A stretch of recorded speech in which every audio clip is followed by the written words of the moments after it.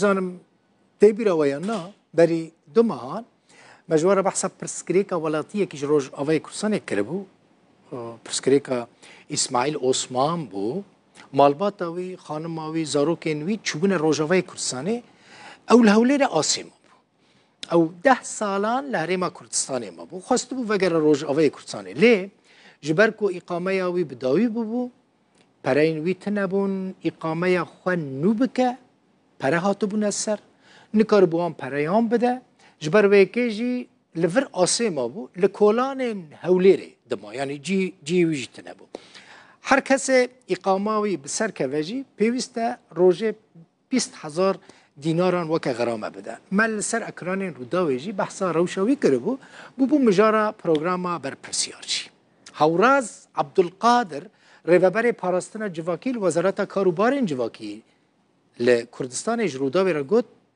کمیته یک ویج نزیک و روشا اسماعیل بشوپینه وجه ماین جرا پیدا بکه و کشه وی چاره سر ببه افکار من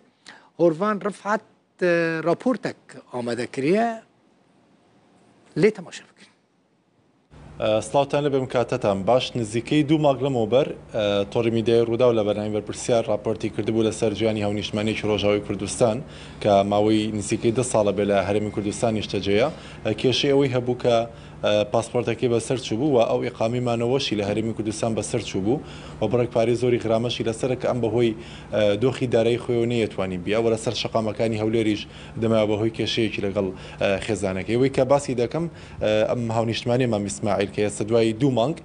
کی شکل لاین نوسنگی شراوشکاری اسایو بو چار سر کراوه هم او ماملانی که هبون که بسر چوبونیان گرفتیان هبوا دوای برنامجی برپرسیار بو چار سر کراوه سر من لگل ڕاوێژکار پەیدار بامەڕنی قسە دەکەم ڕاوێژکاری یاسایی کە ئەو کێشەکەی بۆ چارەسەر کردووە کاک پێدار سڵاوت لێبێ سپاس دەکەم جەنابان ڕاوێژکاری یاساین ئەم نووسنگەیەکتان هەیە لەسەر ئەرکی خۆتان کێشەکەتان بۆ چارەسەر کردووە بم باسکە چۆن چارەسەر بوو ئەمە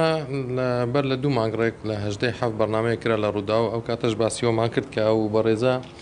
بە هەڵەت تێگەیشتووە لە بابەتەکەی خۆی کە نەک لەبەرەوەی کە غەڕامی 500,000 لەسرە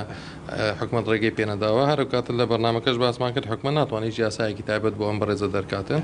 خۆی کێشەی خۆی بوو غەڕامەی لەسەر بوو فۆرمی بیستی هەبوو ئیتر دوای دوواداچوونمان بۆ کرد هەر لەو کاتەوە لەگەڵ بەڕێزان لەگەڵ نوێنەری وەزارەتی کار تا مەرحەلەیەک لەگەڵمان بووە ویش بۆمان دەرکەوت کە ئەو بەڕێزە ئیقامەکەی کردووە بەڵام ئەو ئیمکانیەتەی نەبووە بچێتەوە لای ئەو کۆمپانیایە وەریگرتەوە پارەکەی حسابی خۆی بداتن کە ئەوەی کە بۆی درراوە کە پەیوەندیمان لەگەڵی کرد و 1-2 جاران موعدمان لەگەڵی داناوە لە ڕێگە هەندێک برادرانەوە گەیشتیم بە ئەنجام ئینشەڵا ئەمڕۆ کۆتاییمان بە کێشەکەی هێنا لەو بڕەپارێک کە ئەو دابووی ئێمە لەسەرمان بووی تەواومان کرد و ئینشەڵا ئێستا دەتوانێتم بە ئازادی بگەڕێتەوە بۆ وڵاتی خۆی بم باسکێسە دڵت خۆشە کە ئیقامەکەت وەرگرتوێتەوە ئەرێ وەڵڵا ئەرێ وەڵڵا باشە ئێستا بەتەمای چیەکەی ئەوە تاوەکمانجی دوو دەتوانی بمێنیتەوە چۆن سپاسی ئەمانەکەی کە هاوکاریان کردووی خۆش بۆ ڕاجی بێ خۆش بۆ ڕاجی بێ یارم خۆش بۆ ڕاجی بێ باشە زۆر سپاس دەست خۆش بێ بەڕێستان دوای بەژاریکردنی ئەم ئیسماعیلە